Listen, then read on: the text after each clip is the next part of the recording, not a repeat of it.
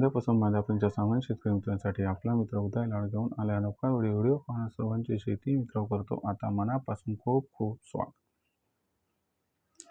शेतकरी मित्रांनो, आपण सर्वांनी आता थंबनेल पाहितला आणि आपण सर्वांनी आता टायटल सुद्धा वाचले. चांद्यापासून बांध्यापर्यंतच्या सामान्य कांदा उत्पादक शेतकरी मित्रांसाठी सध्याची ही सर्वात महत्त्वाची ब्रेकिंग न्यूज. जी ब्रेकिंग न्यूज आली आहे या ठिकाणी थेट बांगलादेशमधून. होय मित्रांनो, बांगलादेशमुळे इथून पुढे देशांतर्गत बाजारामध्ये प्रचंड बदलणार आहे कांद्याचा बाजारभाव. पण बांगलादेशमध्ये असं काय घडले की ज्यामुळे आता इथून पुढे देशांतर्गत बाजारामध्ये प्रचंड प्रमाणात बदलू शकतो कांद्याचा बाजारभाव? चला तर मग आपल्या सर्वांच्या मनात निर्माण झालेल्या सध्याच्या सर्वात महत्त्वाच्या यक्ष प्रश्नाच्या आजच्या व्हिडिओच्या माध्यमातून प्राप्त करूयात इथं उत्तर. ज्यांना या प्रश्नाचं अचूक उत्तर जाणून घ्यायचं आहे त्या सर्वांनी हा व्हिडिओ आता सुरुवातीपासून शेवटपर्यंत पाहावा. जिथं आपल्या सर्वांना व्हिडिओ मनापासून आवडल्यासारखा वाटेल तिथं व्हिडिओस लाईक करा.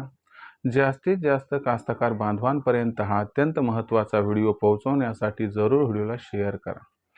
ज्यांनी आत्तापर्यंत चॅनलला सबस्क्राईब केलं नसेल त्यांना विनंती आहे की चॅनलला सबस्क्राईब करून जरूर नोटिफिकेशन बेलला ऑल करा. याच्यामुळे येणारा प्रत्येक व्हिडिओ आपल्याला मिळत राहतो आता या ठिकाणी सतत. जो चांद्यापासून बांध्यापर्यंतचा सामान्य कांदा उत्पादक कास्तकार बांधव आहे त्यांच्यासाठी सध्याची ही सर्वात महत्त्वाची ब्रेकिंग न्यूज आहे. ज्या ब्रेकिंग न्यूज अनुसार आता बांगलादेशमुळे इथून पुढे देशांतर्गत बाजारामध्ये प्रचंड बदलणार आहे कांद्याचा बाजारभाव. पण असं काय घडले बांगलादेशमध्ये की ज्यामुळे आता इथून पुढे देशांतर्गत बाजारामध्ये प्रचंड बदलणारे कांद्याचा भाव? चला या सर्वात महत्त्वाच्या यक्ष प्रश्नाच्या आजच्या व्हिडिओच्या माध्यमातून प्राप्त करूयात इथं उत्तर.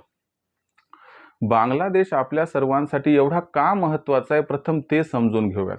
बघा मित्रांनो, आपण जर बघितलं तर भारत हा जेवढा कांदा निर्यात करतो त्याच्यापैकी तब्बल 33% कांद्याची खरेदी एकटा बांगलादेश करतो. म्हणजे कुठेतरी देशातील कांद्याचा बाजारभाव हा निर्धारित केला जातो बांगलादेशच्या कांदा खरेदीने. जर आपण बघितलं तर एकंदर दरवर्षी बांगलादेश भारतातून 7 ते 8 लाख मेट्रिक टन कांदा हा खरेदी करत असतो. मग अशा परिस्थितीमध्ये बांगलादेश आपल्यासाठी अत्यंत महत्त्वाचा आहे. पण जर मागच्या 2-3 वर्षाचा विचार केला तर सातत्यानं बांगलादेशची जी कांदा खरेदी ती घटत चालली आहे. ही कशामुळे घटत चालली आणि याचा परिणाम कसा होत आहे तुम्हाला समजावून सांगतो. बघा मित्रांनो, बांगलादेशने काय केले, स्वतःच कांदा पिकवायला या ठिकाणी सुरू केले.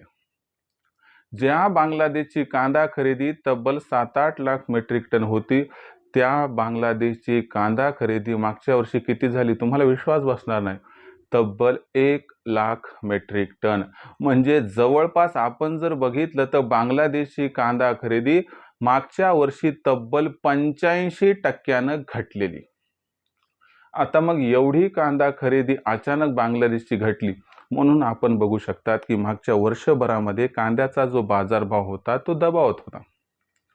मागच्या वर्षी कांद्याचा बाजारभाव जेवढा वाढायला पाहिजे तेवढा वाढलाच नाही. याच्यामध्ये सर्वात महत्त्वाचं एक फॅक्टर होतं ते म्हणजे बांगलादेश.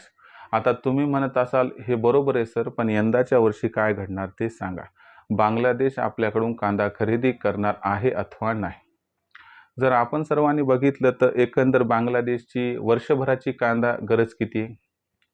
तर बांगलादेशला वर्षभरात जो कांदा लागतो तो आपण जर बघायला गेलं तर जवळपास हा कांदा लागतो त्यांना 34 ते 35 लाख मेट्रिक टन. हा वर्षभर ते वापरतात. आता बांगलादेशचं कांदा उत्पादन जे 5-7 वर्षापूर्वी 10-15 लाख टनांच्या आसपास होतं ते यंदाच्या वर्षी जवळपास 43 लाख टनांच्या आसपास पोहोचणार आहे. आता याच्यातला 20% कांदा खराब झाला असं गृहीत धरलं आपण तर एकंदर हा आकडा जो आहे तो बसतो 34 लाख टनांच्या आसपास.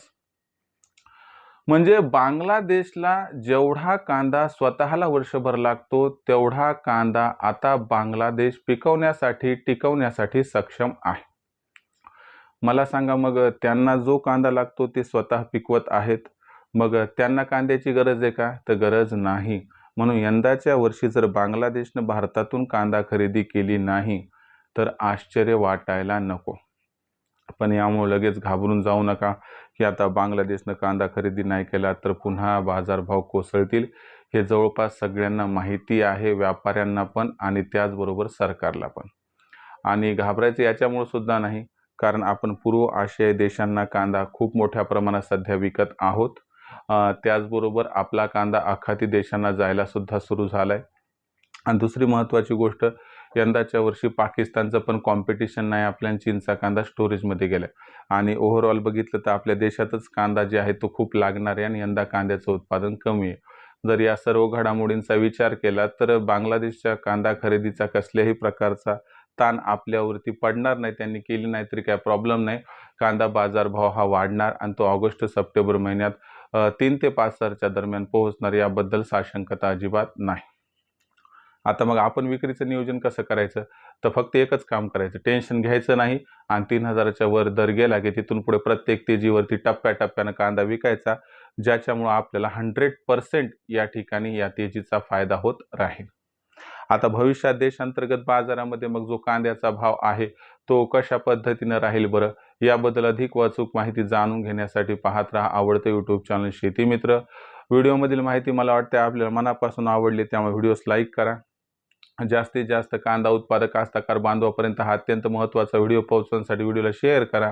चॅनलला आतापर्यंत सबस्क्राईब केलं नसेल तर सबस्क्राईब करून नोटिफिकेशन बेललाही ऑल करा, याच्यामुळे येणारा प्रत्येक व्हिडिओ हा आपल्याला या ठिकाणी मिळत राहतो आता सतत. तर मित्रांनो, अशाच एका नवीन व्हिडिओसह मी आपला मित्र उदय लाड आपल्या सर्वांना आवडत्या यूट्यूब चॅनल शेती मित्र मिळत राहील सातत्याने. तोपर्यंत तमाम शेतकरी मित्रांचे व कांदा उत्पादक कास्तकार बांधवांचे आजच्या व्हिडिओत आपला मित्र उदय लाड हा मनापासून व्यक्त करतो आपल्या सर्वांचे खूप खूप आभार.